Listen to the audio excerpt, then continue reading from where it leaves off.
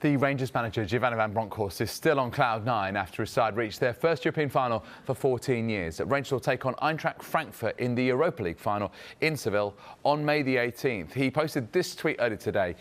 After an incredibly emotional week for our club, on behalf of my players and staff, I thank every Rangers fan for their amazing support. The atmosphere last night will live with me for the rest of my life. Next stop, Seville. Well, one of the first people to congratulate the club, former boss Steven Gerrard. What a night, what a game, what an atmosphere for everyone connected to the club.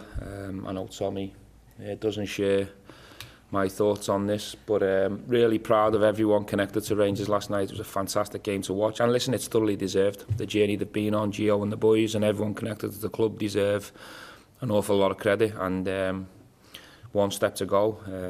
Obviously I'll be supporting from afar and I wish them all well.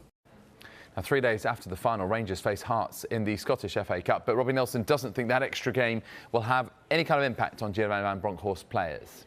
I thought it was outstanding for Scottish football. I was at the game and it was a brilliant performance from Rangers. Going over to Germany and coming away just with a 1-0 was massive, but then to get the start they did last night, and it's outstanding for the coefficient. It really helps everyone else in Scottish football. Does it make your job any easier, that extra game for them in the schedule? Nah, I don't think so. Look, it depends how they get through the game. For us it's just about getting through our next 3 games, and we've got a week's prep to go into that final and make sure it's as good condition as we can be. I've also been in this situation when we had a cup final at the end of the season and we won the league and we take our foot off the pedal and we can't get it back up for the cup final. So I think it might be a chance for some of the injured players to come back. I mean, we're missing Morelos and Roof as well as Ramsey as well last night. So if you take that into consideration as well, it just shows you how well the team's done as a squad.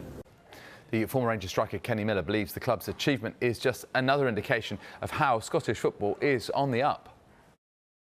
I feel that the game's in a really good place. We've got 2 really strong teams in Rangers and Celtic, I think.